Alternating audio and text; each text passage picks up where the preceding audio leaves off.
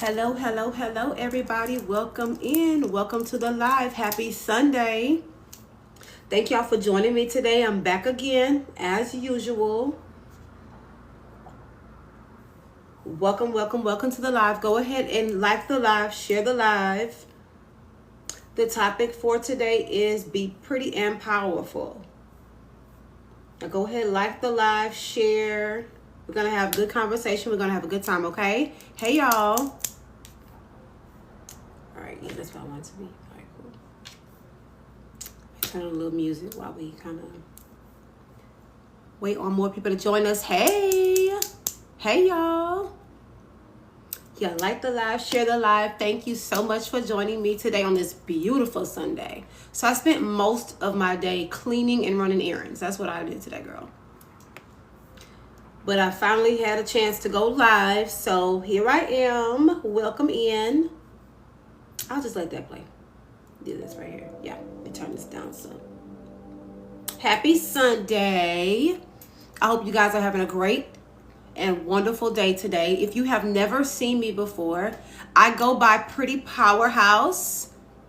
I'm basically a pretty girl coach. You've probably never heard that before. I basically help beautiful women gain their confidence, develop personal skills, as well as stand in their power. What does that mean exactly? So I help women recognize their power within, recognize that they have a right to be beautiful, recognize that they can use their beauty to help them go further in life, help them to stand their ground, create boundaries, stand in those boundaries, help them to be a little more confident at work, in the workplace, in their dynamics with other women, help them to feel free to be who they are, to be comfortable in their authenticity. This is the type of stuff that I help women with, okay?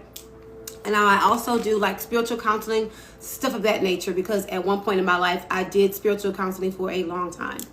I was a spiritual advisor and practitioner. So I did that too. And I was also a makeup artist. So I've always been in realms where I'm helping women in some form of fashion, whether it be them healing on the inside or looking beautiful on the outside. So I've decided to just combine everything, okay? And to most people, what I talk about and the things that I like to bring up are silly, because beauty is seen as vain or not that important. But the truth is, if it weren't important, there wouldn't be so many people feeling the need to come in my lives and tell me this is a stupid conversation, or get on my videos and tell me that I'm not pretty, or trying to put pretty women down. So I bring the point to say that beauty is very important and that you have the right to use it to your advantage. Whether you feel like you're naturally pretty or maybe you're more of a glamorous pretty. I do not have a certain type of beauty standard for what pretty is. And I do that on purpose, because the women that come to me, I need you to be aware that you're already pretty. I need you to be aware of your beauty already. That's the type of women I like to come to me for my help in their confidence, or in, helping them not be a people pleaser anymore, helping them to create boundaries, helping them to have better friendships, relationships, things of that nature. You already need to be cognizant of your beauty. So usually women that either disagree or have an issue with my message, they haven't reached that point yet. And I don't make fun of them or look down on them. I just see it as something that they need to heal. You know what I'm saying?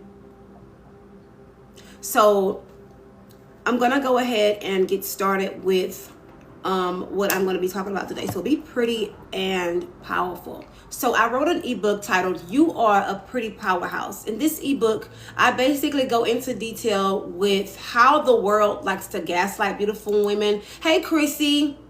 Yes, healing is so important. Yes, Ms. Robin, it most definitely is. And my ebook talks about healing, right? It talks about healing the fact that you feel guilty about being pretty. You've been made to feel guilty about it because you internalize the things that people say. Or maybe you are a people pleaser and you want to be validated by others. So you dim your light or make yourself small in order for people to be comfortable around you, right? Or you overshare because you want people to think that you're relatable. You try to disarm people, right, with your relatability. Or maybe you hide yourself, right? I'm helping you do your shadow work. I'm so glad to hear that. I'm so glad to hear that. You know, I want to encourage beautiful women that it is absolutely okay to be beautiful. It's okay. You don't have to feel like you're being conceited or that you're arrogant. You know, people try to project that onto beautiful women. You think you're all that. You know, you're not that pretty anyway. Like, why do you think you're so pretty? You just think you're the prettiest thing. Nobody's jealous of you. Nobody's concerned about you. You know, you hear that as an attractive woman. You hear that all the time. And it's really for a way for the other person to feel good about themselves, because they're just projecting how they feel about you. It's not the fact that you're conceited or that you think you're all that. They think that you're all that. You know what I mean? And they don't want you to know that about yourself. They don't want you to be cognizant of your beauty, because beauty is very powerful, right? So if you know that you're pretty, you know that you're powerful. Thank you, Relly. Is it Relly or Real? I think it's Real. Thank you, honey. So this is the type of stuff that my ebook talks about, right? And I also do coaching sessions to help you in whatever difficult situations you might be having in your life as a pretty woman. I'm one of my videos right now is going viral for being pretty at work. I know a lot of beautiful women struggle at work because they're attractive. You have, you know, if you have a male boss, he may be trying to hit on you. You know what I mean? He may be trying to make a pass at you. If you have a female boss, she may be trying to sabotage your position at work and get you fired, or other coworkers at work may be trying to get you fired, or trying to watch everything that you do, or making things up, creating rumors about you so that you can feel small at work. You know what I mean? Isolating you from others so that you can feel left out. Beautiful women, attractive women deal with this stuff all the time. And it's normalized for people to try to shut the pretty girl up. Nobody wants to hear what we have to say. Nobody wants to, hey Alaska, nobody wants to hear what we have to say, because it's about a subject that many people won't be able to relate to. That's not our fault. This is a reality that we live in. And I've created this community so that we can talk about this stuff, because it's real. This stuff is real. They took me at the modeling casting. I am so excited for you, Alaska. Congratulations. That's amazing. That's amazing. Congratulations. Hey, Trillis.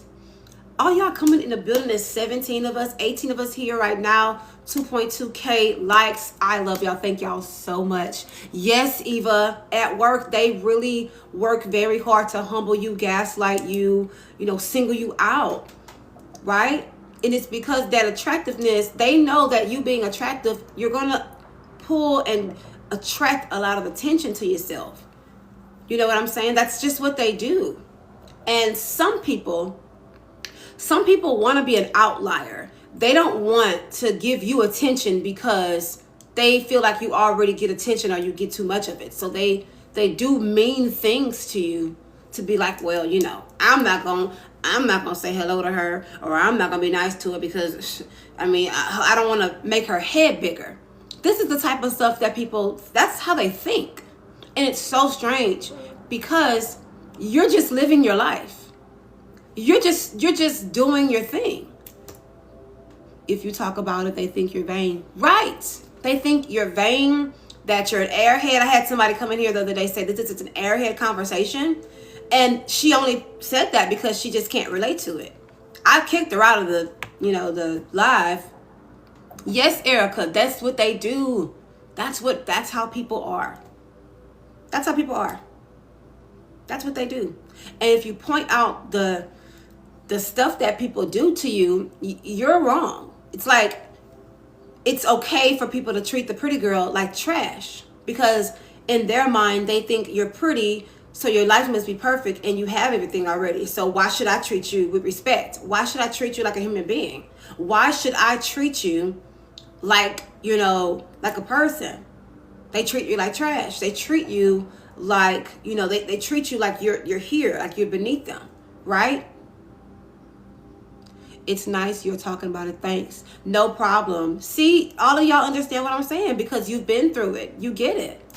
I got bullied. My mom, she told me I was ugly because I'm dark skinned. I really hate to hear stuff like that. That's absolutely terrible. And it's absolutely not true. I'm going to tell y'all why I don't put specifics on pretty. About light skin, dark skin, and race and stuff like that.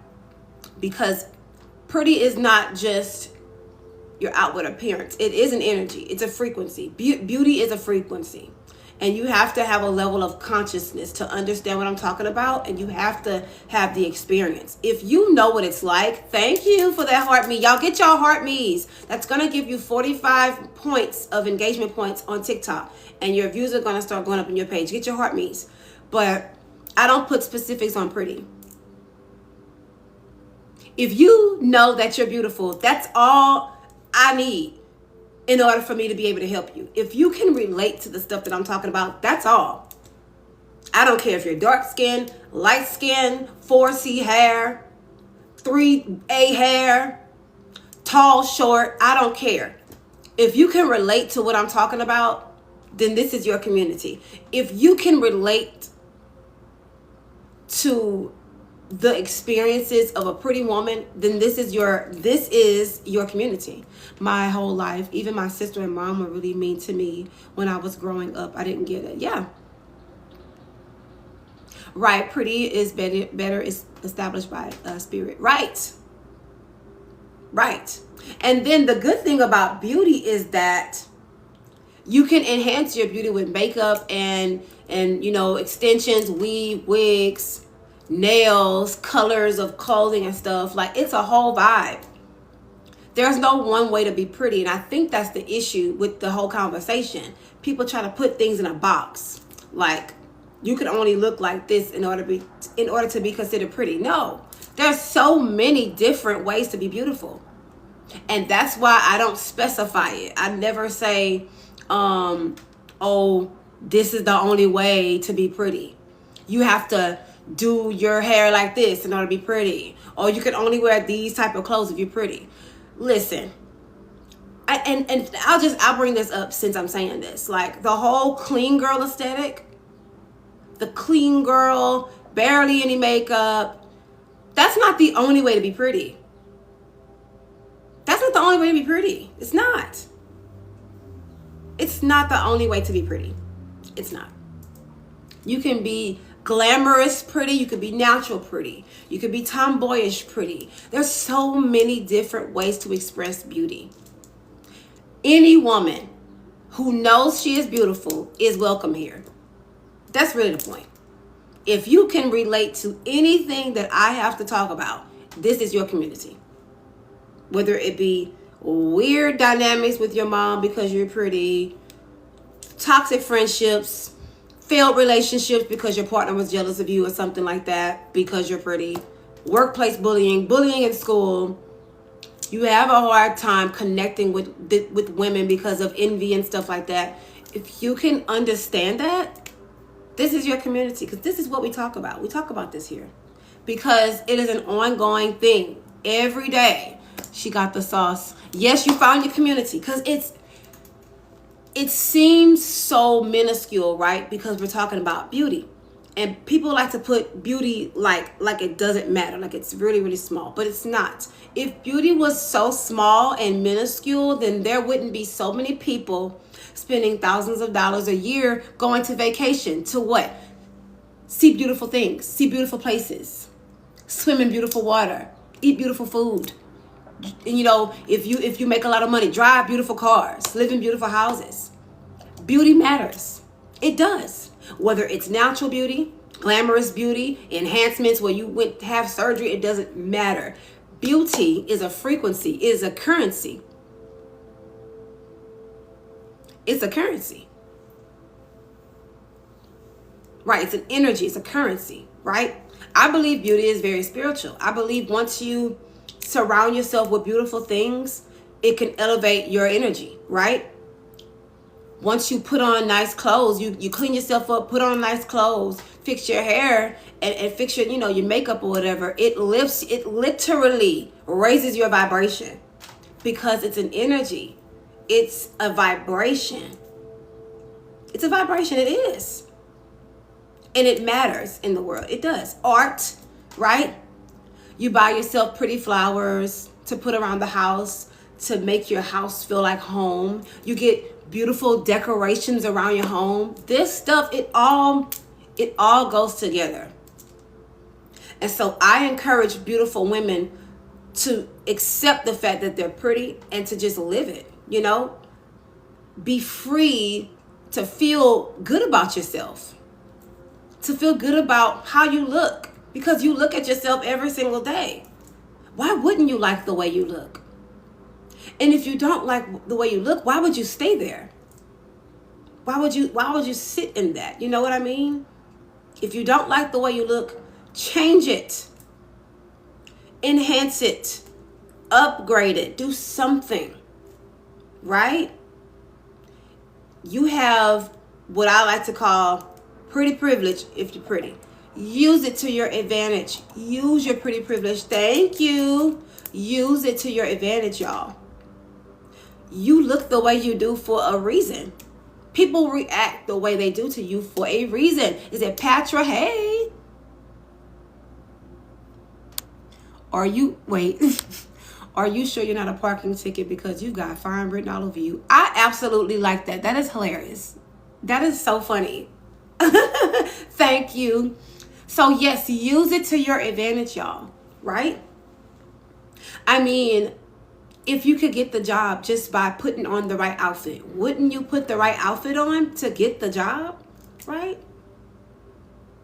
Or if you could fix yourself up just a little bit. You know what I mean? And think about it. No matter how much we try to rationalize this, people will judge you based on the way you look. They do. They just do. They judge me all the time. People come up with preconceived notions about you the minute they see you.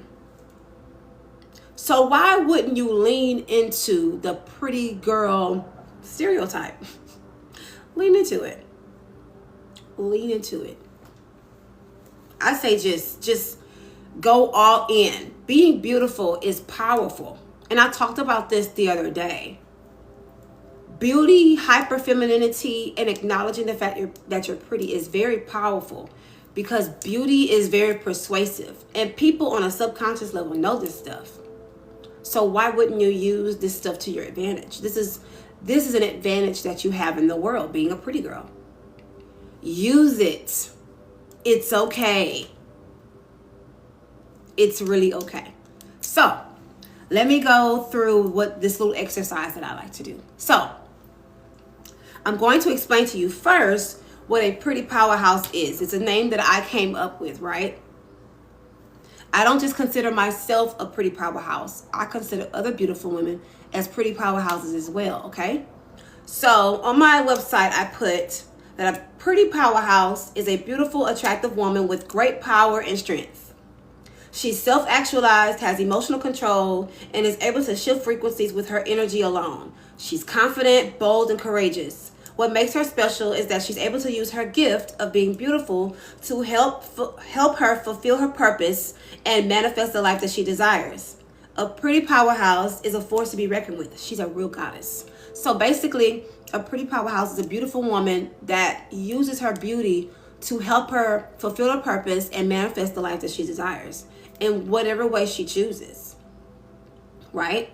Being a powerhouse is somebody with great energy, great strength. You have a gift and a power of influence. Yellow hearts in the chat if you've ever walked into a space and the energy shifted. As soon as you walked in, the energy shifted. Yellow hearts in the chat. Yellow hearts in the chat if you've ever walked into a space and the energy shifted. It's like everything stopped for a second. Yellow hearts in the chat. See, look at that. Yellow hearts in the chat. If you've ever walked into a space, into a room, and the energy shifted. This is the type of power you have. You have the power to lift frequencies, to raise frequencies with your presence. That's a pretty powerhouse. And I help women who are cognizant of that beauty to help them just use it. Being an empath, I always detect it immediately. Right. I believe that, And it's not only about being pretty. I do that on purpose. I say pretty on purpose. I'm very intentional about everything that I do. It gets your ears ringing. You hear pretty, your ears are ringing because you want to know who I'm talking about. So you can be pretty and all these other amazing things. But I really want to hone in on the pretty because it is triggering. Because you want to include all kind of other things about yourself. You want to just bypass the fact that you're pretty. I want you to focus on it. Because it is a vibration that you can be using to help you elevate your life. You can use your pretty, privilege, your beauty to help you elevate. I don't want you to bypass that. I'm pretty and this and that and this. Yes, you are beautiful with all these other gifts and abilities and talents. But don't bypass the fact that you're pretty. That's a gift. Use it. Use it. And not only that, I like to discuss different things that beautiful women go through so that you know that you're not losing it. You're not going crazy. You're not tripping. Like this stuff isn't happening just because, or maybe you did something wrong, right? Like the gaslighting that people try to do, right? The humbling tactics, the hazing, the bullying, the negging that you get from people. They'll try to pull you down, bring down your confidence, make you question yourself, make you doubt yourself. This is stuff that we go through on a daily basis, dealing with people, whether we're in the real world or online. It's really bad online because a lot of people are, they're using the fact that they're online and not visible to be able to bully or say mean things to you. They would never say it in person, right? So I like to bring these things to light to remind you that you're not crazy. You're not lying. You're not losing your mind. This stuff is real and it really happens, okay? So in my ebook, I have 7 chapters. My nose ring. I really need to get another one. It's driving me nuts. I have 7 chapters in my ebook, right? And it's not a long read at all. The link is in my bio right now if you want to grab the ebook. But I talk about the different things that beautiful women may go through that can kind of hinder them from standing in power. Because it's one thing to be beautiful and know that you have a certain energy, but to not be comfortable in it. Girl, you're on point, and people will try to make you feel a way to calling it what it is. Right, we call a spade around here. So if it's that, then that's what it is. You know what I'm saying? And that's just basically the conversation. We know what's going on. We're not crazy. And we continue the conversation because it needs to be said. You know what I'm saying? So I talk about these different things in the book. So I'm going to go through the chapters in the book and also what you can get from me as a pretty girl coach, because I do coaching sessions as well. I do one-on-one sessions, and they go according to whatever area of life you need help in, because a lot of beautiful women know they're pretty, they have confidence, and they know that they have a power of influence, but they don't know how to be comfortable in it. Like, you have the type of confidence that's temporary. It doesn't stick. You know what I'm saying? I'm glad I found you. You're pretty on purpose. Exactly. Pretty on purpose. Sometimes people try to dim your light just because you're pretty. Exactly. That's the exact stuff I talk about, Patra. So, in the very first chapter of my ebook, it's called You Are a Pretty Powerhouse. Okay? It's available right now. The link is in my bio. It's only $15. The very first chapter is called The Pretty Criminal. And the reason why I called it The Pretty Criminal is because people try to make you feel guilty about being pretty.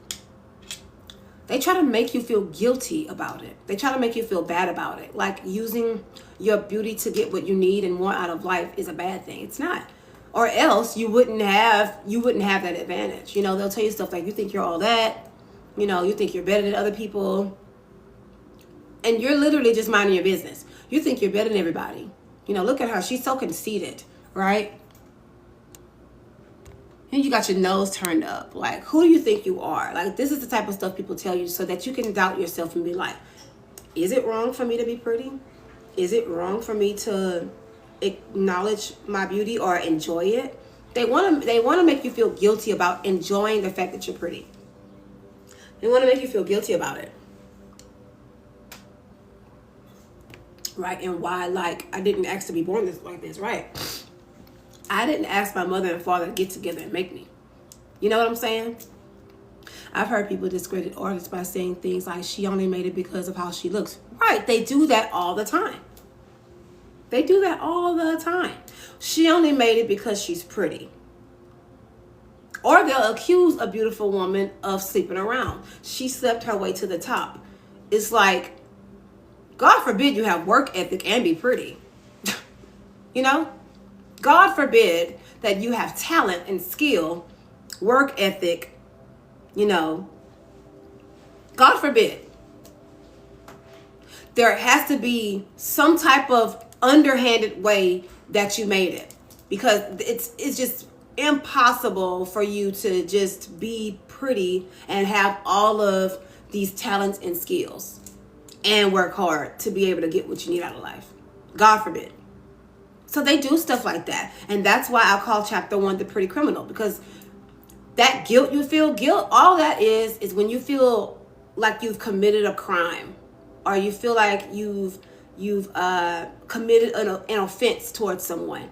Like, people get offended by the fact that you're pretty. They're offended. They're offended. Like, how dare you be pretty and enjoy it? How dare you be pretty and be talented? How dare you be pretty and smart and intelligent and authentic? How dare you be pretty and be ambitious? How dare you be pretty and have all these different skills? You want to know why they do this? They do this because as a beautiful woman, people look at you and they see opportunity. Because again, beauty is very powerful. So with that power that you hold as a pretty woman, they want to use that power for their own advantage. They don't want you to know how powerful you are as a pretty woman, because then they won't be able to use and mistreat you. That's all it's about. It's all about power with people.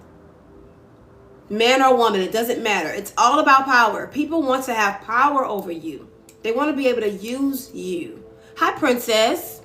Thank you. They want to be able to use you for their advantage. So when you use your beauty for your advantage, now you're doing something wrong, because deep down, they want some of that. When you are pretty, everybody wants a slice. I will continue to say that forever. When you're pretty, everybody wants a slice. They want something from you. With men, they usually want sex or attention or some type of pleasure, right? You're cheating. They think you're cheating when you're pretty. Like, you're using your advantages to get ahead. That's what your advantages are for. Your advantages are supposed to get you further. Yeah, you're cheating. That's exactly how people think. You're not supposed to be using your beauty to get you ahead. You're supposed to be using your beauty for me. When people get in contact with you, let me tell you, as a beautiful woman, people don't see you as a human being. They see you as an object of affection. They see you as a person who is a source of entertainment. They see you as a source of pleasure. They don't see you as a human being. So when you start living in your authentic truth, standing in your power, and doing life the way you choose to do, you offend people, because they really want to take control of you.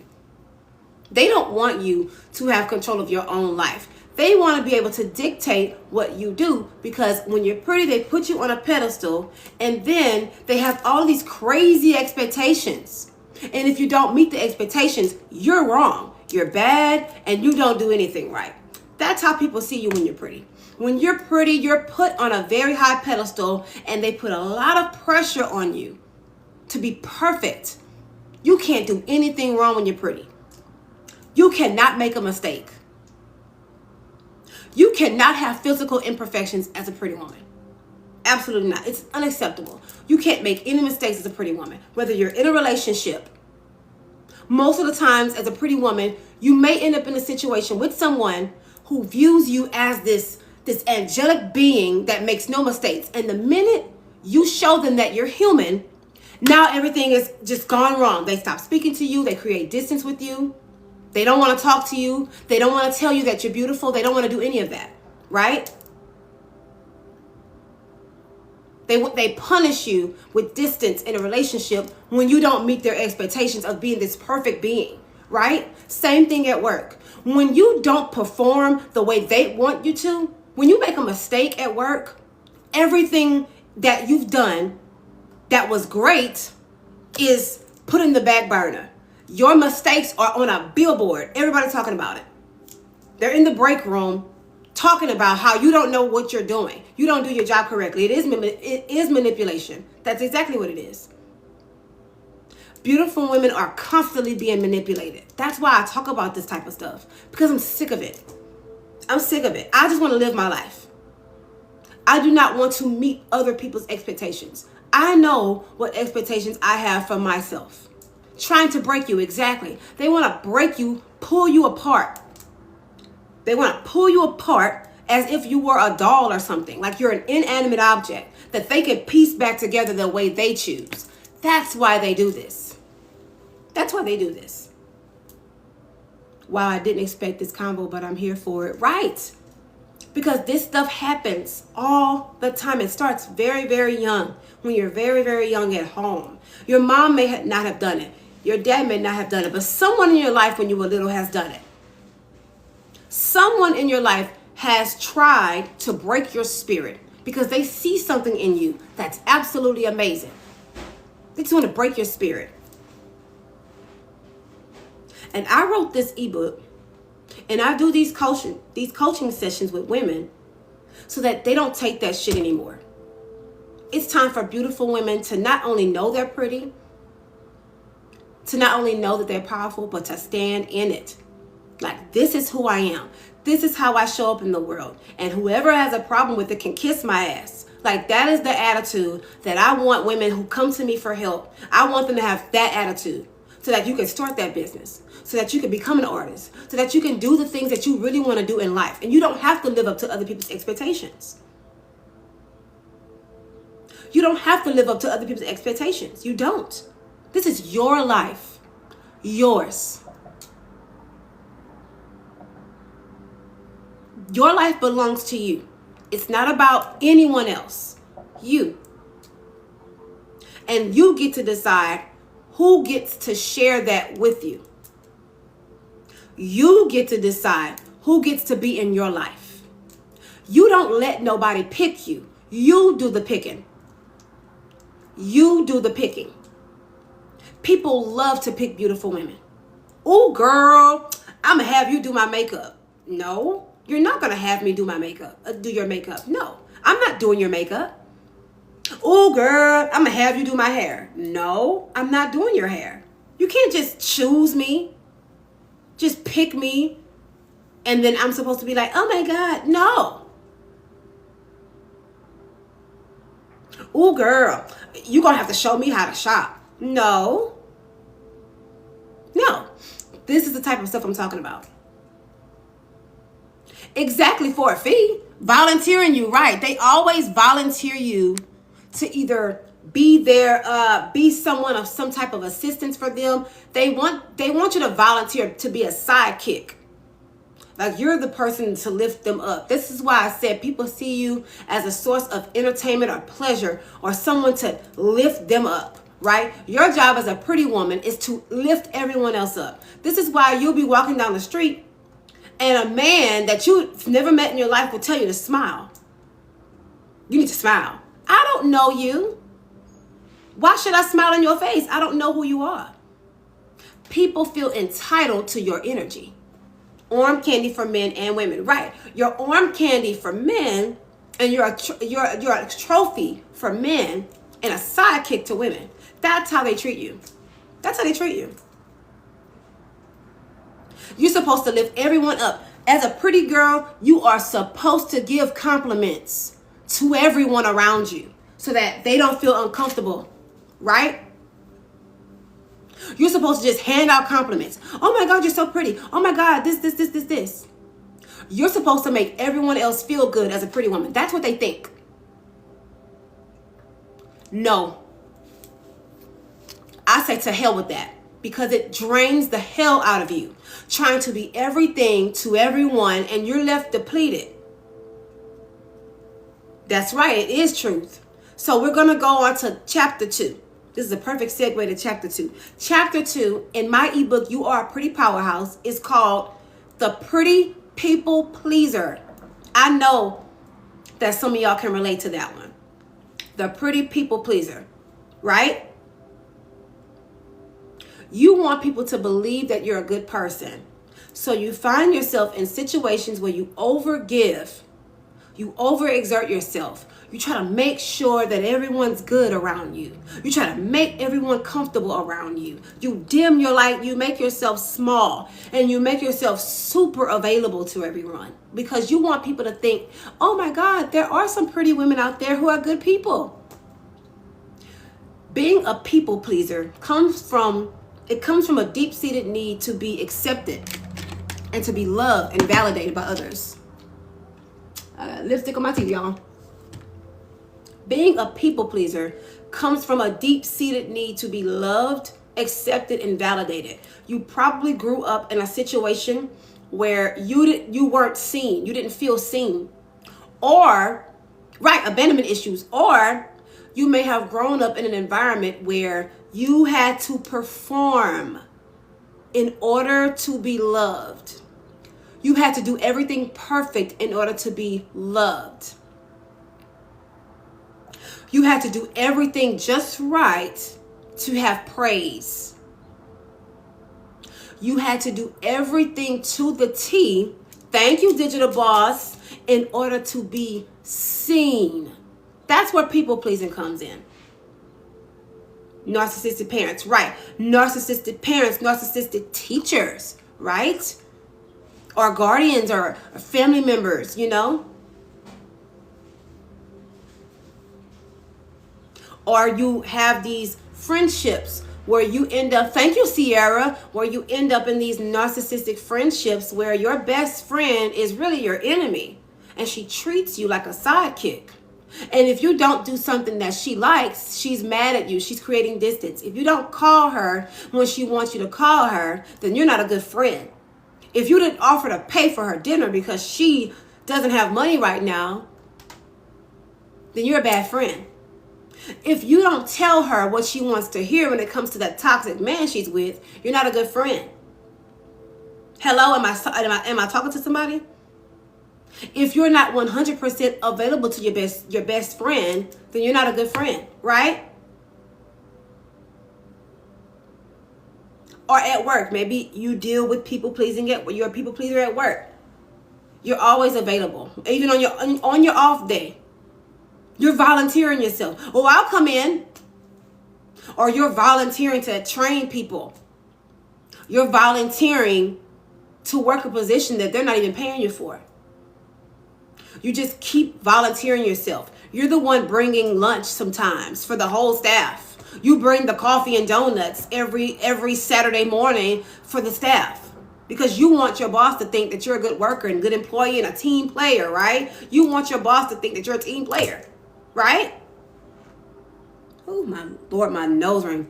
You want the people in your workspace to feel like you're not the typical mean girl, the typical pretty mean girl, right? You want them to think you're a nice pretty girl. You're a giving pretty girl. You're a generous pretty girl, right? You're a good one. You're one of the good ones, right? You want them to think you're a good pretty girl. I gotta play team player or get called angry, aggressive. Right. Exactly. You telling nothing but the truth. I know I am because I lived it.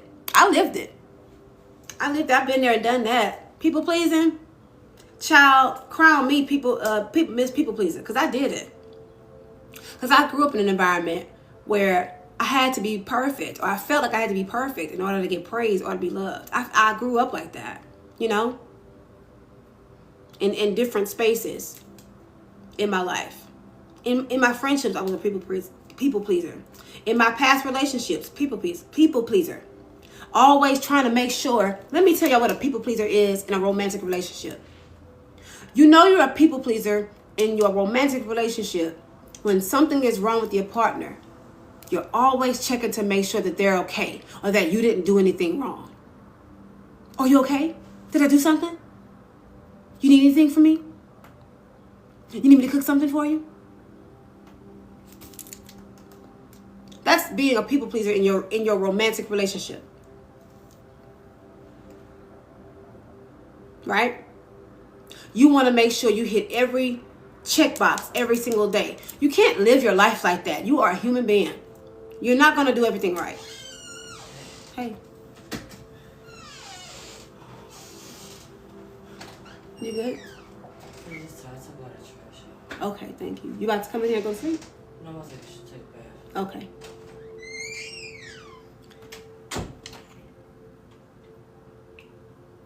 But that's what you do as a people pleaser in your relationship.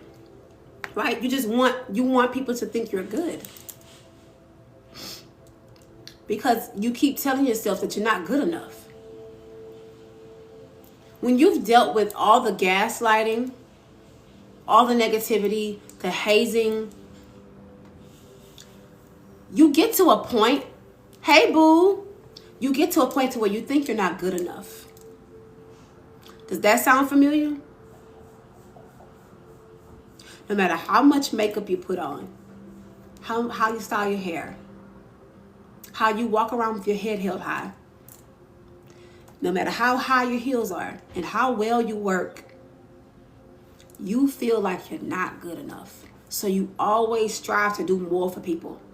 You always strive to prove that you're a good person, that you're a good woman, that you're a good friend, you're a good daughter, you're a good sister. Does that sound familiar? I say, fuck all of that shit. That's what I say. I say, fuck that shit. That's why I wrote chapter 2. Fuck that shit. Okay? You want to know why? Because you don't owe anybody anything. I don't know if anyone's ever told you that before, but you don't owe anybody anything. You don't. You are here to exist for your own purpose. You were not put here to please others, to make others feel good, neglect yourself, and neglect the life that you want to live. You are put here to fulfill your own purpose and be the bad bitch that you really are. So as a people pleaser, I'm going to need you to stop doing that shit, okay? I'm going to need you to stop people pleasing, girl. It's only hurting you. It's hurting you. And it's giving people a signal about you that you can be used and mistreated. When you're a people pleaser, especially as a beautiful woman, you have "use me" written across your forehead. That's what "use me." People look, they take one look at you and like, I can get anything I want out of that woman. No. Absolutely not. Moving on to number 3. Chapter 3, y'all. Does anybody have any questions about that chapter? I love that chapter. I wrote that chapter and then I go back and read it. And every time I read it, I'm like, oh, this is terrible. But I lived it. I lived it. So chapter 3 of You Are a Pretty Powerhouse. It's called The Pretty Loud Mouth. In this chapter, I talk about the fact that you like to overshare. Let's talk about it, pretty girl. Love your wisdom. Thank you, Often Lux. Why do you overshare? Why do you over-explain yourself? Why do you over-tell your business? Why do you give so many explanations about every little thing? It could be because you grew up in an environment, or you have been in an environment, for a long period of time where you didn't feel like you had a voice. You didn't have a voice. You didn't know how to advocate for yourself. Speak up for yourself. Create your boundaries and stand on them. Right? So anytime you have an opportunity to speak, it's like it just comes out. And you end up saying things that end up hurting you in the end, right? Always told to hush growing up. Exactly. You were always told to be quiet, be quiet, be quiet. Because when you're a pretty little girl, like young, you don't get empathy when you're a pretty little girl. My uncle, when I was a little girl, I had to be 7. something happened, right? And it made me cry. It hurt my feelings, right? My uncle looked me in my face and said, "You too pretty to be doing all that crying." That's what my uncle said. He didn't sympathize with me. Didn't show me any empathy. He just said, "You too pretty to be doing all that crying." That's how people treat you when you're pretty. It's like your beauty is above everything else. You're not allowed to feel anything when you're pretty. You're not allowed to speak on situations when you're pretty. So you grow up, you become an adult, and you just start sharing everything because you have so many different things that have happened to you in your life that you weren't able to speak out about. But this harms you. Oversharing harms you. And I'm not saying that you have to be a quiet little mouse or never say anything or never share vulnerable moments with people that you know. You're not allowed to speak on your insecurities, right? Because they see you as perfect. When you're pretty and you talk about insecurities, nobody believes you. You pretty, what you talking about? You ain't got, like, what you talking about, insecurities? You're not allowed to say anything, right? So as an oversharer, you have all this backed up like energy of wanting to express yourself through what you say. So you end up just saying everything. Oversharing example. Someone can ask you, "How are you today?" And instead of saying, "Oh, I'm doing great today. I had a great day today." You go off into a 5-minute tangent about something that happened last week. That's oversharing. Or maybe in order for you to try to bond, because a lot of times oversharers do this. They'll try to make themselves relatable to other people by just sharing traumas. Don't trauma bond with people. Don't do that, especially as a pretty woman. And I'll explain why in a second. People are always keeping tabs on you and just waiting to pick you apart. That's why I'm private. Exactly correct. Exactly correct. They don't listen to us anyway. They don't. They don't. This is why people hop in my lives every time I go live and say this is a dumb conversation. This is stupid. Get out. It's not for you. It's for the people that it's for. But what happens when you overshare? I'm going to tell y'all what happens. So, as a pretty girl, as a pretty woman, you are put on a pedestal. You're put on a pedestal. People automatically put you on this pedestal. You didn't ask to be on this pedestal. You didn't ask to be there. But you're on the pedestal because people see you and they see mystery. There's something about you that they want to know. When you're pretty, you have an air of mystery. You're alluring when you're pretty. When you're a pretty woman, they just want to dig in. They want to dig in. So they put you up here, right? They really put you up here to observe and watch. But they put you up here because you're pretty, right? You're up here on this pedestal.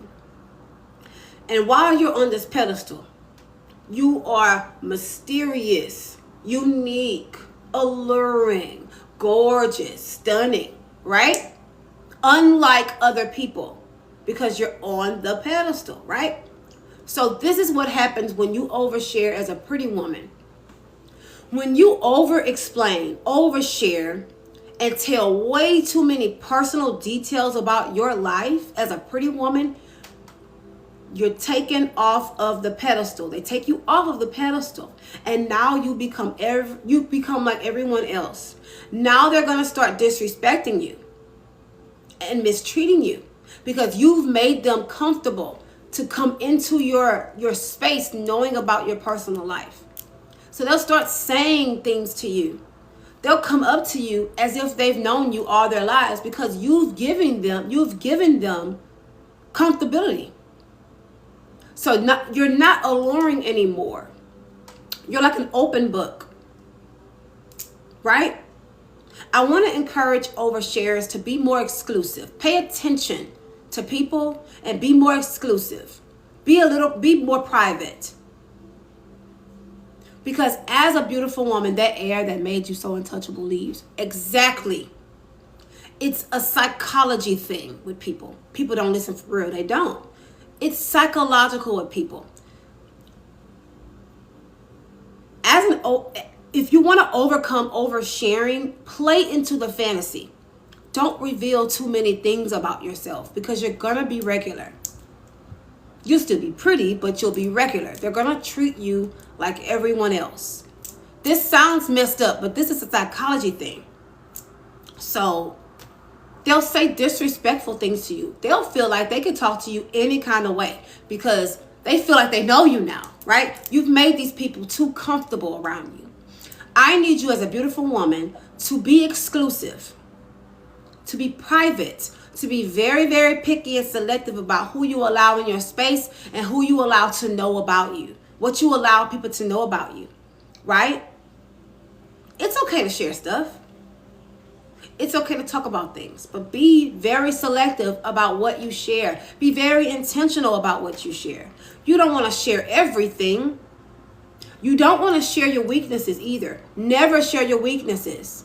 They're going to use it against you.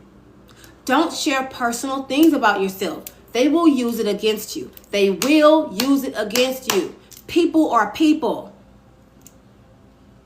They're people. People do people stuff all the time. Have you ever told your toxic best friend a secret and when y'all fall out, everybody knows the secret now? There's a reason it's a secret. No one's supposed to know. My problem is wanting to be relatable for connection. No. They trick you into thinking that you need to be relatable. Let me tell you something, pretty girl. Miss, she got the sauce. You got the sauce. Period. They're not going to be able to relate to you, baby. They're not. That's the truth of the matter. And you don't need to bring yourself to their level so that y'all can connect. If they can't meet you here, they're not your people. They have to meet you where you are. You don't meet them where they are. You get me? Never meet people where they are. They have to meet you where you are. Period. Because guess what? The people that are meant for you will already understand. They'll connect. You won't need to do all of that shifting and moving and contorting yourself. You won't need to do that when it's a real connection. When it's real, you won't need to do that. You won't need to dim your light when it's real. You won't need to change yourself when it's real. You won't feel the need to try to perform when it's real. Don't do that. They gotta rise to the occasion. You don't fall and stoop to their level. Oh no, ma'am. That's something that I had an issue with. I wanted people to relate to me. I wanted to have connection and community. That is important, right? As a human being, it's important to have community. You're not supposed to do this life thing on your own, right? You need other people in order to help lift you up and everybody rises together. Community is very important. However, you don't ever need to make yourself small to have community. You don't ever need to bring yourself to a lower level to connect with people. No, we vibe real high over here because beauty is high vibrational. And the only people that's going to be able to relate are the people that can relate. They already up here. You understand what I'm saying? You don't have to bring yourself down. And that's what you do when you overshare. You just bring yourself down and make yourself like regular. You become regular. And we ain't regular over here, okay? We just not. It doesn't matter your economic status.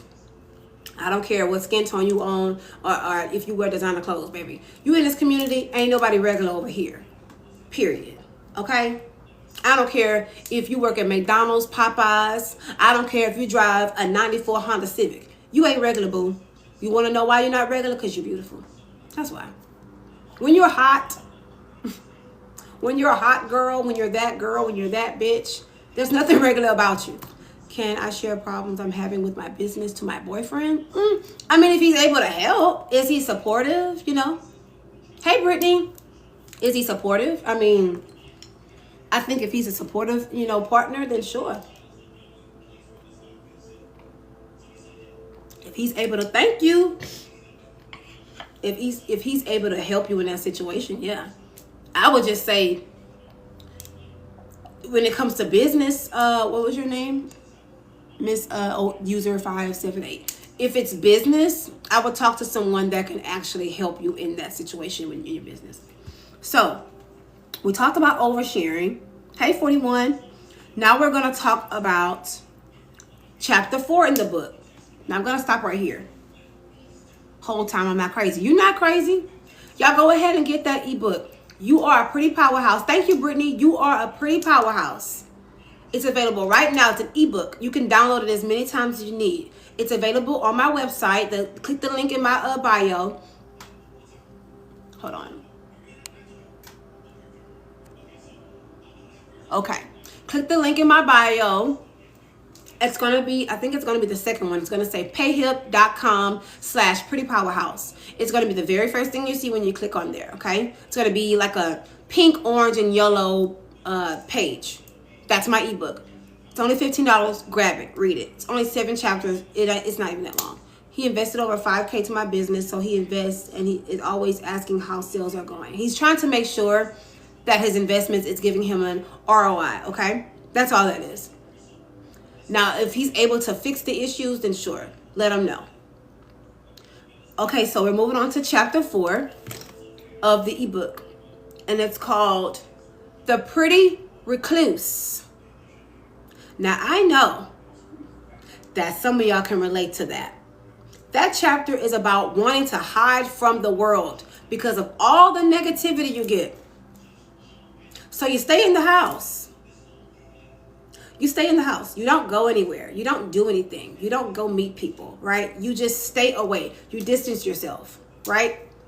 You isolate yourself. You don't show up in the world. You don't do your makeup anymore. You don't do your hair.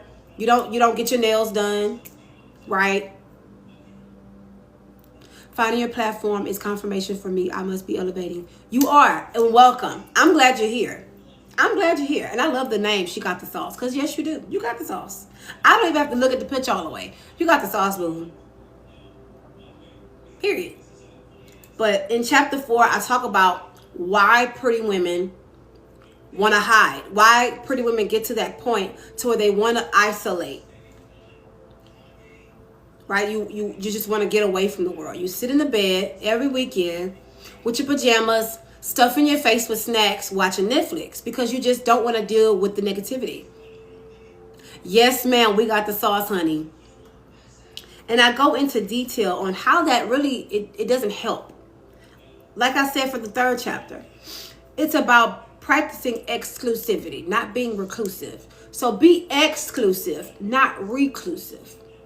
We are grateful for you. I have let myself go for the past 3 years and no more. I'm ready to look good. Yes, go get the book, girl. Listen, I'm going to be coming out with more ebooks. I'm actually working on some more. So if you don't want to get that one, there'll be more because I'm tired of people. Solo is safer. It is.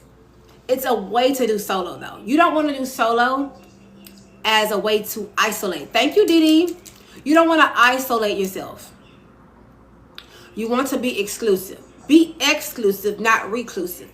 Exclusivity is about protection. So you are creating barriers around yourself to protect yourself, right?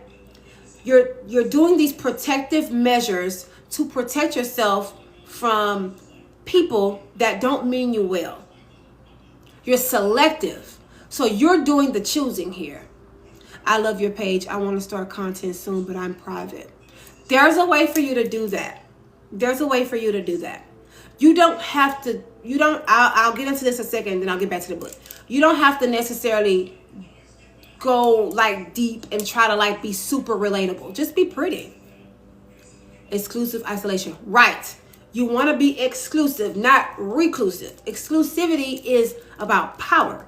You have power as an exclusive person because you are doing the choosing. You are doing the selecting. You are creating barriers around yourself and around your life to avoid chaos and anything that is going to affect your peace.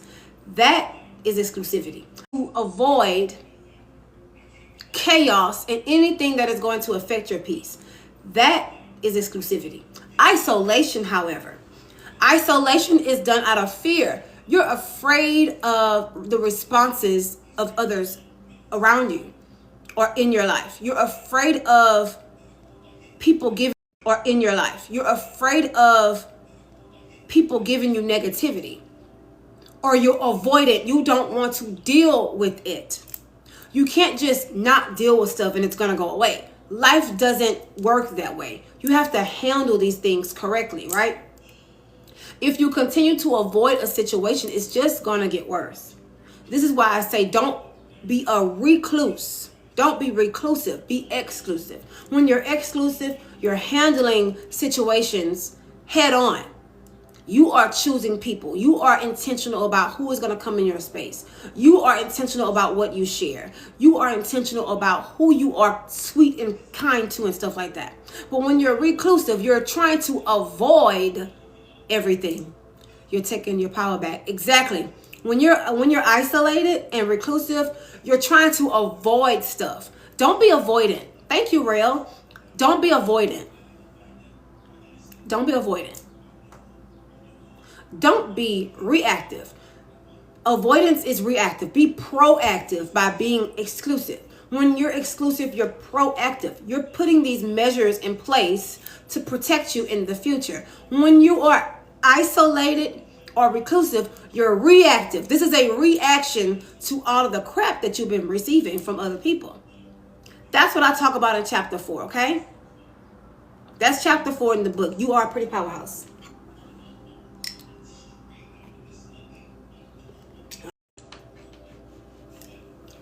So let's move on. Excuse me. Let's move on to chapter 5. Okay? Chapter 5. Girl, I'm getting that book. You better get that book, girl. You better get that book, girl. I'm telling you. Chapter 5 is called The Power of Pretty Privilege. This is a touchy subject in some spaces because it doesn't include everyone. That's the point of privilege. Privilege is an advantage that you have over others. So pretty privilege would be the fact that your beauty is an advantage over others who don't have it. Don't feel bad about having pretty privilege. People will they'll try to make you feel guilty about having pretty privilege. Pretty privilege is getting the job although you don't have the qualifications because you look good. And they offer training and stuff like that. That's pretty privilege. They usually make these conversations about men. Oh, I didn't get a drink and my friend did from a guy. Oh, my friend got more attention than me at the club. That's not pretty privilege. That's male centeredness. That's not pretty privilege. That's so like story of my life, girl. Okay. Pretty privilege is using your beauty to elevate yourself. Using your beauty to elevate your life, to level yourself up. Putting yourself in different spaces as a beautiful woman to elevate you. Networking. Learning new skills. Developing new skills along with your beauty. Learning beauty tips and tricks and learning a different skill to help you get the position or help you get the raise or whatever. That's pretty privilege.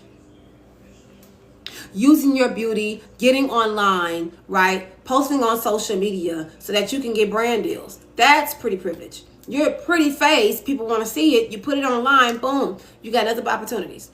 Pretty privilege is the ability to use your beauty to attract opportunity, visibility, and favor to yourself. That's pretty privilege. I'm stepping into an age of refinement. Yes, ma'am. Yes, ma'am. It's very real. And the reason people don't like it is because it doesn't include everyone. Right? It doesn't include everyone. And here's the crazy part about pretty privilege. It's available to anyone if they want to tap in. Let's say a person is not conventionally attractive. All they have to do is enhance their beauty. Put some makeup on. Do your hair. Put on a good outfit that flatters your body. Boom, you're pretty. You look good. You're beautiful. That's the thing I love about beauty. You can either have it naturally, whatever, or you can put it on, honey. Either way, beauty is beauty is beauty, and anybody can use it to their advantage. Do you have Instagram? I do. Girl, I got like 100-something people on there. It's not a big Instagram. I actually just started that Instagram like a couple of months ago. I don't even think the link is in my bio, but it's Pretty Powerhouse if you want to follow that. But yeah, use your pretty privilege to your advantage. That's what I'll talk about in chapter 5. Use it. That's what it's there for. Think about it. Now, when we're having these conversations about pretty privilege, people want you to feel bad about it because, like I said, it's not. That's why I had to ask. Oh, okay. They want you to feel guilty about being pretty or having pretty privilege. They don't want you to use your pretty privilege because it doesn't include everyone else. The point of privilege is the fact that it's an advantage over others. That's the point. Think about it. The fact that you have a car right now. You have a car, right? A vehicle. You have car privilege. Your car is able to take you wherever you need to go. You have an advantage over people who don't have cars. Your car gives you an advantage over the person that has to ride the bus. Would you give up your car because there are other people that don't have cars? No, you wouldn't. That's crazy, right? It's crazy talk. You're not going to give up your car because other people don't have a car. That doesn't even make any sense. It doesn't make any sense. Or maybe you have your own house, right? You have your own home. You have home privilege, apartment privilege, house privilege, whatever. You have a privilege of living in a home that keeps you warm and you have somewhere to sleep at night. That's a privilege, right? Are you going to give up your home because there are homeless people out there? No, you're not. That doesn't even make sense. It doesn't make any sense. You're not going to give up your home because, oh, there are other people who are homeless out here. That doesn't help anyone. Right? So if you wouldn't give up your home and you wouldn't give up your car because other people don't have these things, why the hell would you not use your pretty privilege? Why wouldn't you use it? Right? Think about it. The rich, the wealthy, they use their wealth privilege because money is a tool to get you different opportunities that people who don't have money would never have access to. Thank you, Acrylic Rose. Right. They want to shame you for having pretty privilege. Just like they shame rich people for being rich. It's not because they hate rich people. They want to be rich as well. That's what it's about. They want to be able to have that advantage. And they're upset that they don't have it. That's what this is about. It's about power. Whenever somebody's hollering about the advantages they don't have, it's because they're crying about the fact that they don't have the advantage. If they had the advantage, they wouldn't have nothing to say. You hit the nail on the head. Yeah. They want to be able to have the advantage. That's what it's about. People that want to wipe away pretty privilege, it's only because they feel like they don't have it. If they had it, they wouldn't even be saying that. Seriously. If you had a way for your life to be a little easier or a way for you to get through a situation that doesn't require as much work, you are going to take it. That's all pretty privilege is. That's it. Use your pretty privilege. Do not be ashamed of it. Stand on it. Stand in it. It's your right. Let me tell you something. Beauty is your birthright, or else you wouldn't have it. Why would you be beautiful if you weren't able to enjoy it and use it to your advantage? Why would you have it? Right? Why would you have it? And if you don't already feel pretty or beautiful, that is a work that you must do. You have to do that inner work because you have to learn how to love yourself and how to see yourself. You can't wait on someone else to see you. Independent and have to do everything for myself, right? You have to see yourself. You don't have use your mirror for this. Yes, do your mirror work, okay? Get in the mirror, okay? And do your affirmations. This is a very conscious work. Your confidence level, and I help women with this type of stuff all the time. This is what I do. I do these little exercises, okay? Do that mirror work. Get in that mirror. A mirror is a portal. Use that mirror to help elevate the way you see yourself so that you go in the world as your true, authentic self. Not afraid of what people think, not afraid of what they're going to say, and unapologetic. Right? And I just feel like no one understands. I just feel like a man, if you know what I mean, right? Right. But here's the thing with men. They're not going to understand. Men are not wired to understand what we understand. We can't, well, I don't date men. I'm a lesbian. I'm married to my wife. You can't expect men to understand things on the level of the way women get it. Men will never understand this stuff how we understand it. They understand things on a certain level, right? When it comes to beauty, they know that beauty is powerful. This is why the more money they make, they go after the most beautiful woman they can find. They understand that beauty is a currency, visual, right? So we can't expect men who are visual or who, you know, to try to see things from our perspective, because we like to go deep within. They're not going to do that. So you definitely can't expect men to do that. They're not going to, the introspection thing, they're just not going to do it. They're not wired to think that way. And that's just the reality of it. Hold on. Y'all get the book, You Are a Pretty Powerhouse.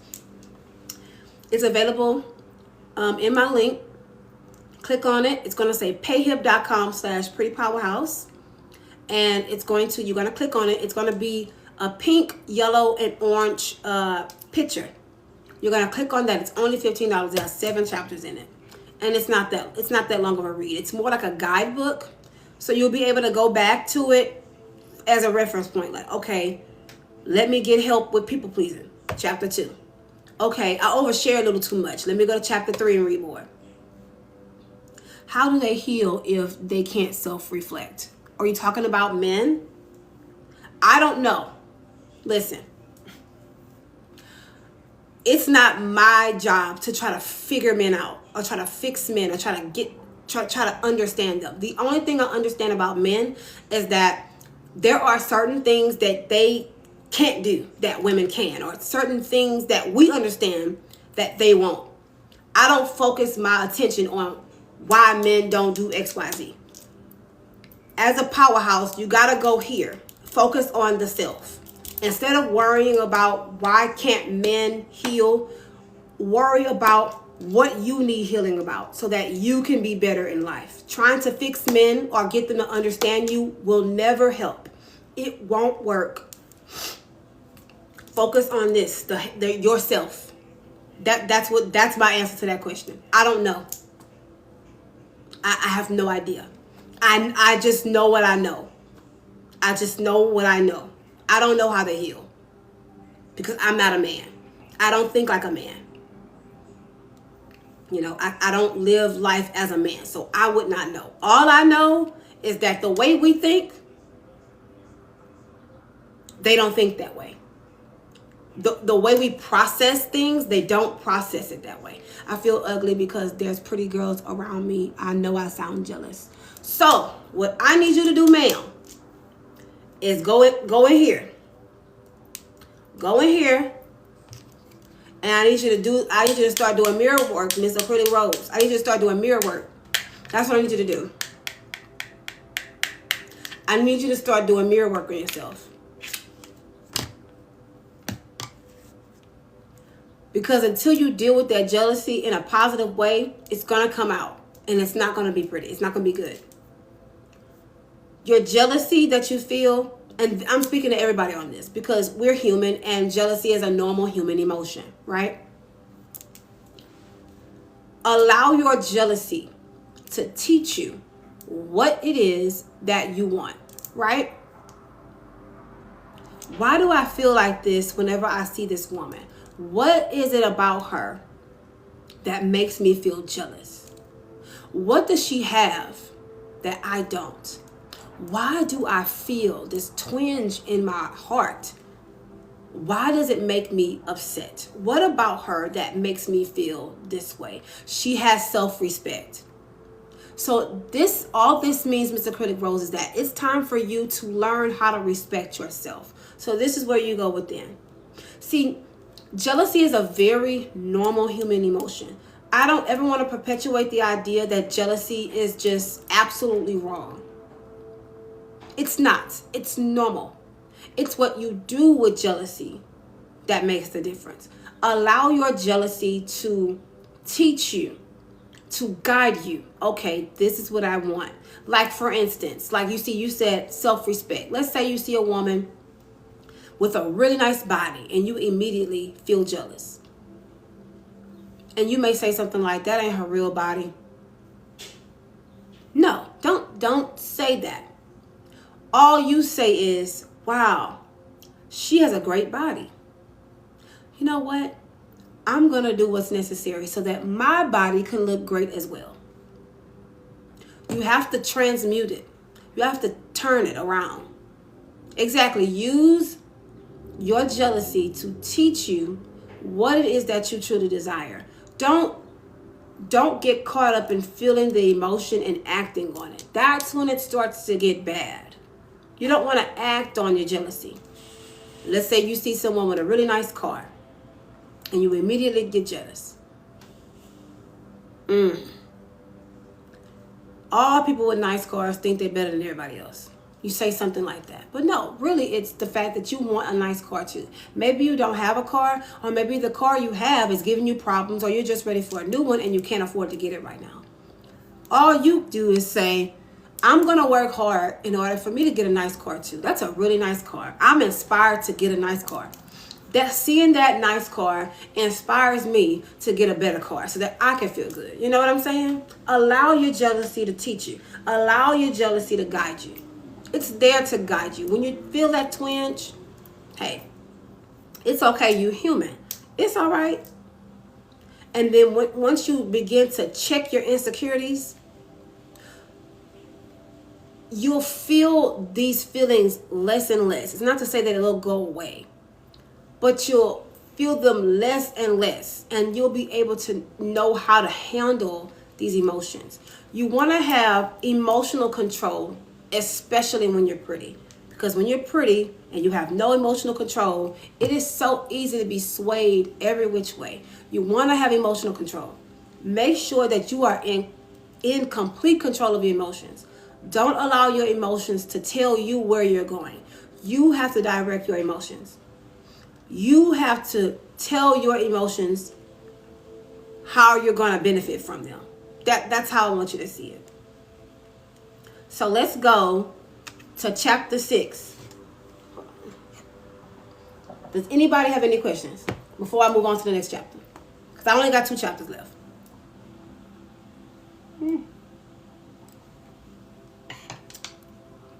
Yes, Miss Paris, take notes. This stuff is really going to help. This is the type of stuff that I talk about in my coaching sessions. It's like literally like we're on FaceTime or something. What you over there drinking, girl? I got some watermelon Arizona tea. Anytime I'm on these lives, I'm either drinking cranberry juice or Arizona tea or some type of tea or cranberry juice, lemonade, something. My biggest problem is that talk a lot, and that's why I lack self-respect. I feel like I don't know how to just be quiet for real. Book a call with me whenever you're ready, Mr. Critic Rose. Book a coaching call. I have a 25-minute one, a 45-minute one, and I have an hour-long coaching call. Book a call with me. Girl, drink that pink collagen. I've seen that before. Now, don't get it twisted, y'all. Your girl drinks her water. This thing goes everywhere with me. But when I'm on my lives, I just drink my little cranberry juice. Because I love it. It's so good. And my little Arizona tea. So good. My water and all that stuff is always going to be in this pink tumbler right here. I always got it nearby. So let's go to chapter 6, all right? We're almost done. So chapter 6 is called Pretty Power Dynamics Between Women. So in this, the collagen is a beauty drink. Okay, cool. I'm going to have to look it up. I'm pretty sure it's in somebody's TikTok shop or something. I did see some collagen-like tablets or something like that. Because I have a serum that I use that has the collagen in it. But that'd be a good idea to just drink just ingest it and stuff. I'm gonna have to try that. So chapter 6 is called Pretty Power Dynamics Between Women. And in this chapter, I talk about the fact that when you're dealing with jealous or envious women or women who are intimidated by you, I talk about those little things they do and say in order to try to derail you. They try to knock you off your position, knock you off your square, mess you up, trip you up. You know what I mean? So this is when, you're dealing with a woman that's intimidated by you at work. She's going to try to sabotage you, get you fired, right? You're dealing with like toxic friendships where they'll try to embarrass you in front of people when you show up. Or maybe they don't invite you to certain places because they feel like you're going to take all the attention. I talk about stuff like that in chapter 6. Has anybody ever dealt with that before? Have you ever dealt with not being invited because they feel like you're going to take the attention? Or being, in a situation where you thought you had a friend, but your friend is talking crap about you behind your back. Or making up lies about you, starting rumors about you. Do you also have a topic in your book regarding when you need to let a friend go? Not in specific. I talk about it very like on a basic level. I don't give any super duper examples, right? I just talk about what they do and why they do it. Nothing specific like that. My problem is an intellectual. Wait. Oh yeah, being pretty and smart. Yeah. People always try to, when you're pretty and you're intellectual, people always try to like challenge what you know. So they'll gaslight you as if you haven't read on a particular subject or you don't know what you're talking about. You're making everything up that you're talking about. Like you can't freaking look on Google and figure out I'm right about a situation. You know what I'm saying? People always do that. Because when you're pretty and smart, it messes people up. Because when they look at you as a pretty girl, they automatically think you're not smart. They don't think you're smart when you're pretty. They don't. They don't think you're smart. They don't think you're competent. They think you're like this mindless doll. And they think because you pay attention to your appearance that that's all you are. There's no depth to you. When you're pretty, they don't feel like there's anything of substance to you. So they automatically think that you're not smart. When you open your mouth and start speaking and all that wisdom comes out, it infuriates them. Because it makes them feel inadequate. It makes them feel inadequate. Because you look good and you know what you're talking about. So it makes them question themselves. That's why they do that. You're going to spend the rest of your life dealing with people who are intimidated by you because they're dealing with their own shit. They're dealing with things that they haven't processed. They are dealing with their own insecurities. They look at you and you are a trigger to all of their insecurities. And then what happens is they try to make you responsible for it. Women do this especially. They want you to be responsible for their insecurities. So they want you to tone it down. They want you to be quiet. They want you to humble yourself. Humble yourself. You think too highly of yourself. You're not that pretty. You're not all that. You wear makeup like you're not even that pretty. Refuse to give you a compliment. Or let's say you don't wear makeup and you're a very pretty girl. Let's say you are a black woman or you are a mixed race woman and you don't really wear makeup and you have really pretty skin, whether it be fair skin or dark skin, pretty eyes, or you have certain features about yourself that indicate that you have mixed race ancestry. They will tell you that you're not mixed race and you think you're all that if you disclose the fact that you're mixed race. It's stuff like that, y'all. It's so weird. It's so weird. It's weird. You think your skin is so perfect. You think your hair is so perfect. You think your eyes are so pretty. Just plain catty for nothing. I'm telling you, for nothing at all. Just, it has to be something. They gotta pick on something. They gotta pick. Nothing you ever do will be good enough for people. I need you to understand that right now. As long as you live, nothing you do will be enough for others. Nothing you do is enough. Nothing. Every time you elevate, you know what they're going to do? They're going to move the goalpost. You think that you all that because you got them deep dimples. Right, stuff like that. Like, if you're a person with dimples, you literally forget that you have dimples. Like, you're like, what? Huh? I'm like, huh? What? It's so stupid. It's so dumb. It's so dumb. But this is the stuff I talk about in chapter 6. The way that women play, when you look good, you feel good. Right, Miss Jess? When you look good, you feel good. But I talk about the way that women who are intimidated by pretty girls do these little tactics to try to bring down your morale and your confidence. And why you shouldn't fall for it. Don't fall for that shit. So finally, chapter 7. Take your pretty power back. This is basically a whole summary of the book. Right? This is a whole summary of the book. This is, hey, Miss Friend, hey, girl. So the way I talk about this chapter, or talk about the topic, is I bring all of the other chapters together. The way you take your power back as a pretty girl is you accept who you are. You accept your beauty.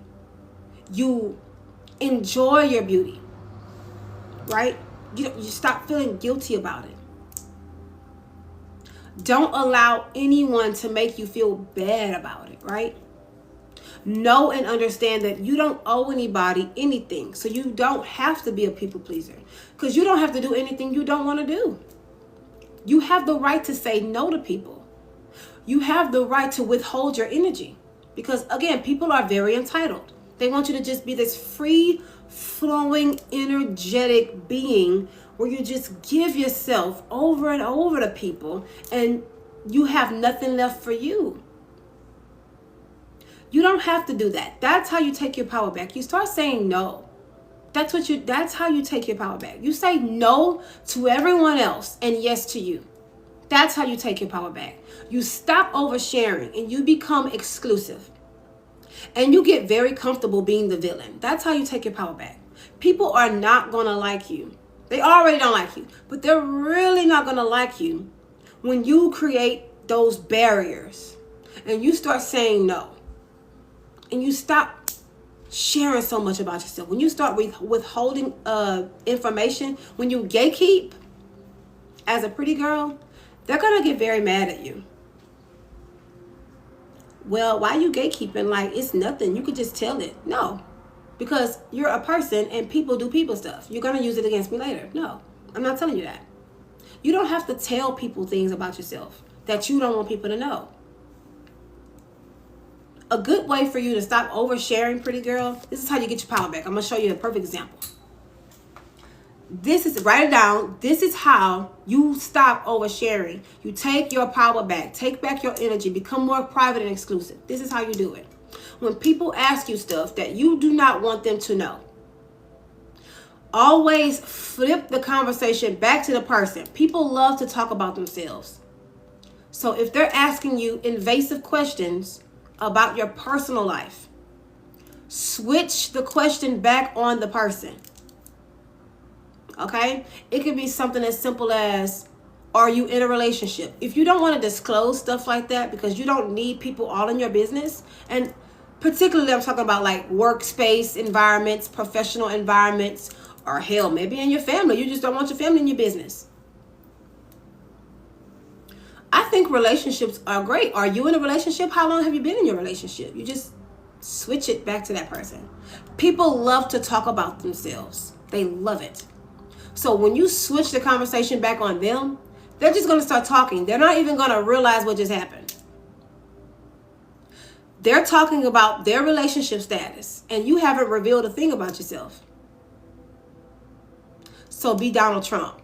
All right. So we're not going to bring up Donald Trump in here. If you bring it up again, you're going to get kicked out. I'm not talking about Donald Trump. I'm talking about my ebook, You Are a Pretty Powerhouse. That's what I'm talking about. So if y'all coming in here with that stupid shit, I will kick you out. Just don't do it, okay? Thank you. So back to what I was saying. You switch the question on the person. This is how you avoid revealing personal information about yourself. If you want to practice exclusivity, you got to understand how people are. You got to understand how people work. I'm bad at comparing myself sometimes and need to see what makes me unique. Right. This is again, mirror magic, mirror work. You got to do mirror work on yourself. Get in that mirror. Get very comfortable with looking at yourself. Get very comfortable with how you look. Get very comfortable with looking at your eyebrows, your nose, your eyes, your cheekbones, your lips, ears, hair texture. Get very comfortable in the mirror. And you start affirming things to yourself. Whatever you want to affirm, that's good and positive, of course. You want to affirm great things about yourself. Do that. And you may need to spend some time off of social media for a while. Sometimes social media, you internalize it. You internalize all the images you see. You may internalize everything. So it might be time to take some time off of social media for a while and just do that inner work on yourself. Get in front of a mirror and start doing mirror work. At work, they always ask me and make fun of me because I believe in God. I wouldn't even discuss stuff like that at work, honestly. I wouldn't discuss certain spiritual things about myself with people at work because I don't need people knowing certain things about me. You know what I'm saying? Like, make it more exclusive about you and your relationship with God. Make that very exclusive. Yes, it's very true. Get in the mirror more. Yes, get very comfortable in the mirror. Get you a candle, light it, get in the mirror and start affirming. The reason why you want to light a candle is because fire is energy, right? Or you can run some water, right? Run your bath water, right? And you get in the tub and you get a mirror and you look at yourself in the tub. Water is energy. Get around the elements or something, or get some crystals. You know, you want to maybe get you a rose quartz, right? Get you a rose quartz.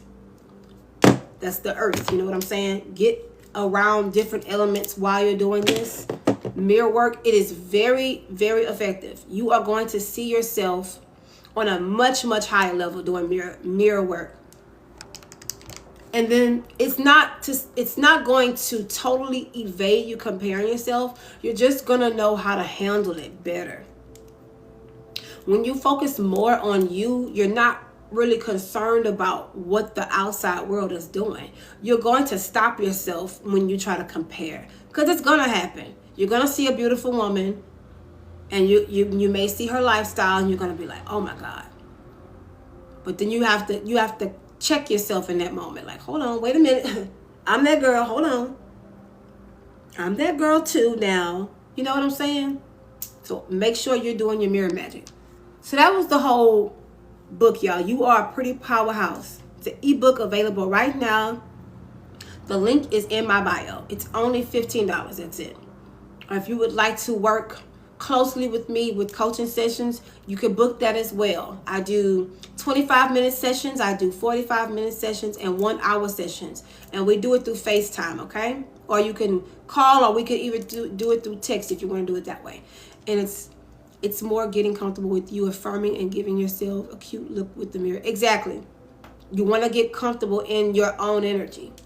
That's why I believe it's a good thing to be alone for a while, because you will reach a space in life where you're gonna ascend, and then the people that were once in your life, they're gonna fall off. So it's good to be alone for a while so that you can focus in, that you can lock in on you, right? Healing from trauma, healing from past hurt, right? Healing the inner child in you, the inner girl in you, right? So that you can ascend to becoming a self-actualized woman. it's going to take for you to be alone in your own energy. Sometimes it's good to just turn off the TV, put the phone down, right? And just be in your energy. Allow your mind, the thoughts of your mind to kind of just flow a bit, right? You could do this when you meditate, or just sit in the room alone for a minute. Like, just sit there. Just be in your energy. You can get a mirror, like I said. No TV, no phone, no nothing. Get in the mirror, nothing on. You're gonna start to see yourself on a deeper level, on a higher level, right? You're gonna start to accept who you are in here. If you can't sit alone with yourself, that's not good. You have to be able to enjoy being in your own presence, or else you're not going to be very pleasant to be around. You know what I mean? So learn how to be in your own energy. It is absolutely okay to be exclusive, not reclusive, like in chapter 4.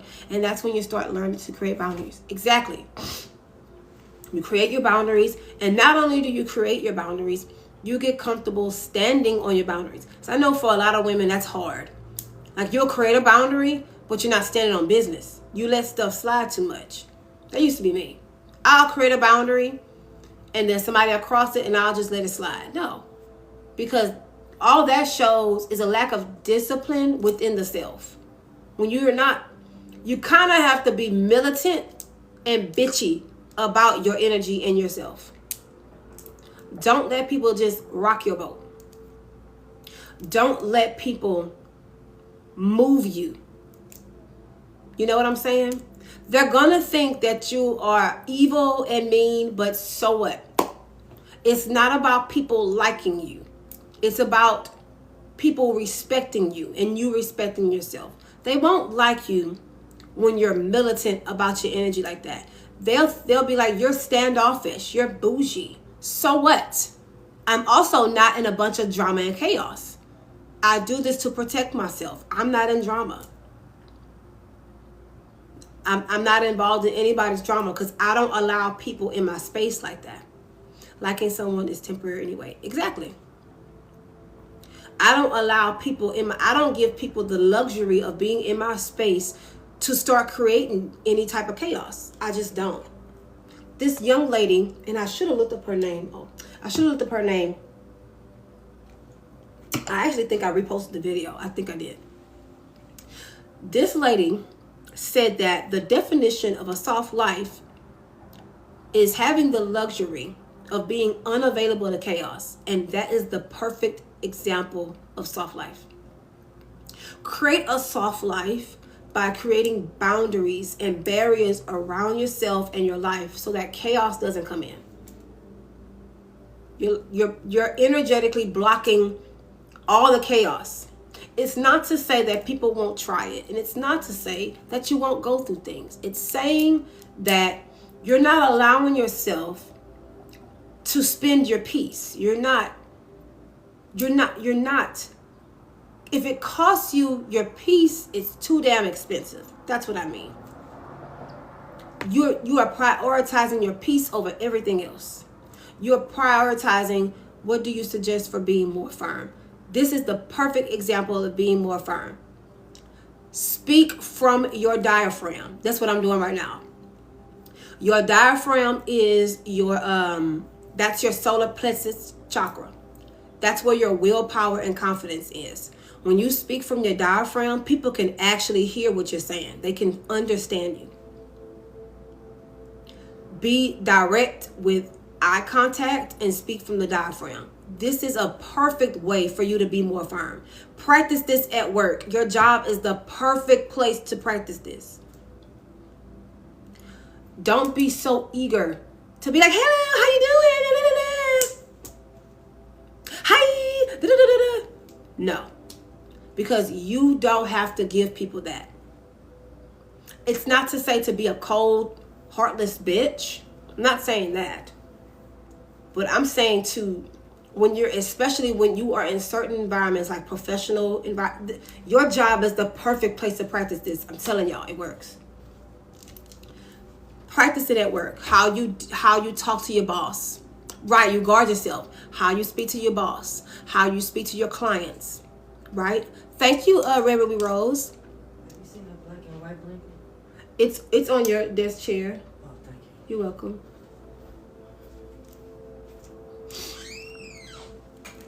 You have to, it's your solar plexus, like speaking from your diaphragm, is going to help ground you. It works, y'all. It works. And I practiced it so much now to where I can catch myself when my voice tries to inflect and I'm doing too much energetically. I bring it down and I keep myself centered and grounded. It makes my day go by a lot smoother. Because when you are exerting so much energy from the crown, it drains the hell out of you. Right? It's my first time here. I'm enjoying this topic. Very informative. Thank you, honey. Miss Lady, is that Ruette? Thank you, girl. Your solar plexus, your lower chakras are there to ground you. It's gonna keep you very grounded. When you start doing stuff from your crown, it's just way too much. Especially in spaces that already drain you anyway, like the workplace. Like don't do anything from the crown. Do everything from the lower chakras. Your solar plexus in particular, right? That's where your confidence, your willpower, right? Your strength, it comes from right there in the gut. Speak from there. Don't speak like this. Hey, everybody. Like, girl, you're doing too much. And you're going to go home drained. You talk like that all day long and you dealing with people like that all day long.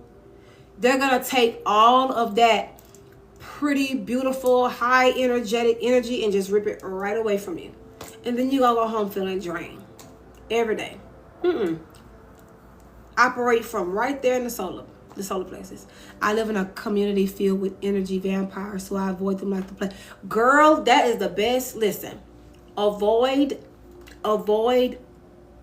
energy vampires by creating distance and also being exclusive. Just like like you have to have a you can't sit with me attitude as a pretty girl. You just have to. You kind of have to be like how they were like, you can't sit with us on Mean Girls. They didn't let anybody just sit with them because they had their community and they understood their position. That's not mean. That's protective. You got to protect. That's what protecting your energy is. You're creating those barriers to keep the bullshit away. You want to keep as much bullshit away as possible if you want a peaceful life. So exclusivity is the name of the game. It's so true, and I try to deny and lie to myself, but it's true. People are not gonna like you when you do this, y'all. They not. They're gonna be like, she thinks she all that, she bougie, she standoffish, she's stuck up. You ain't causing me no drama, so I'm cool with that.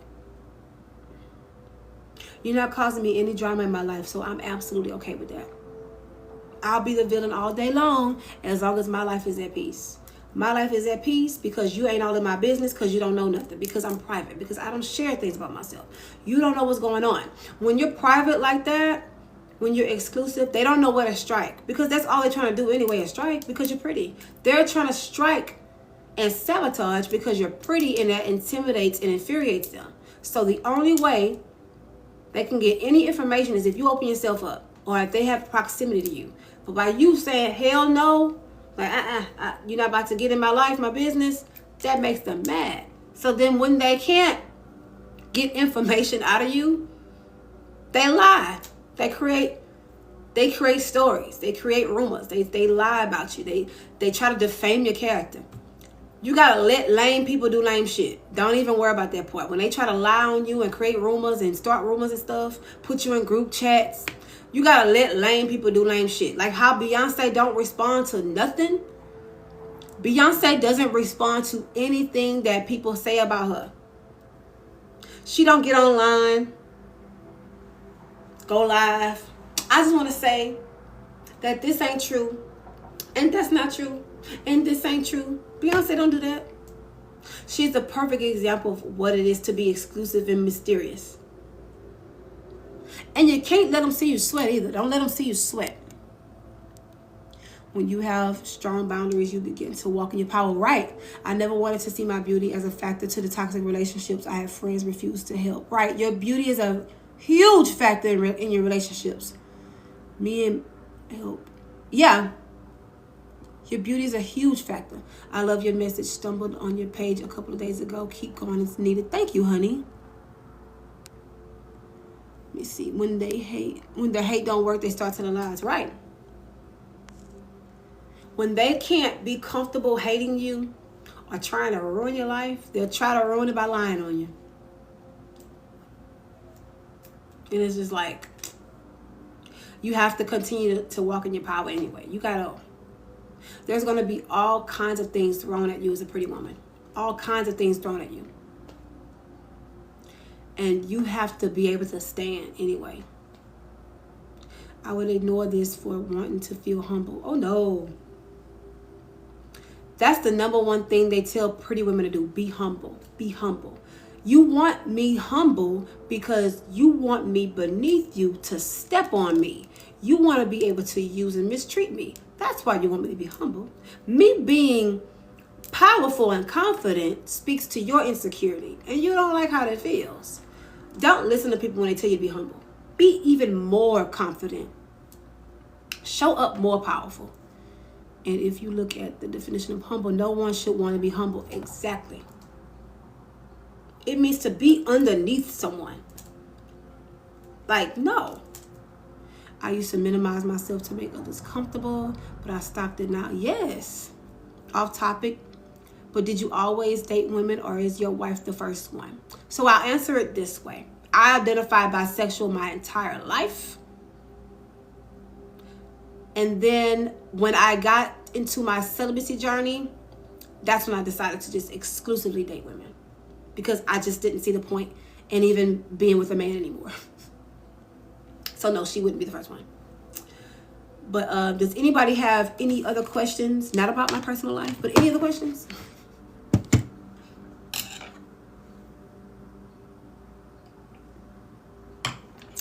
I think they do that because most people look for validation and then try to humble to have control. That's exactly why they do it. So the needing validation or wanting to be validated and seen, that's like a human thing. You want to be seen. Nobody wants to feel invisible, right? That's normal. It's when it's overdone, right? That's when it's bad. So people that come to you wanting you to be validated by them, they want your validation. It's a mind fuck. They really want you to validate them. This is why they throw all the negativity, because your response validates them.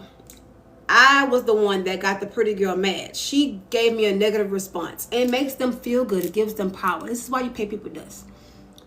Why do you think we overshare so much? It comes from a need to be connected to other people, because you've been invalidated and isolated for being pretty, or you've had so much negative experience with being pretty.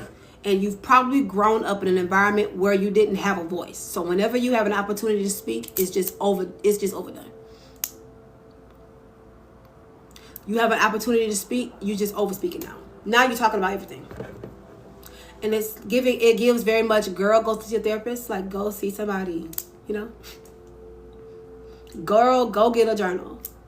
I would advise everybody to get a journal or do video diaries.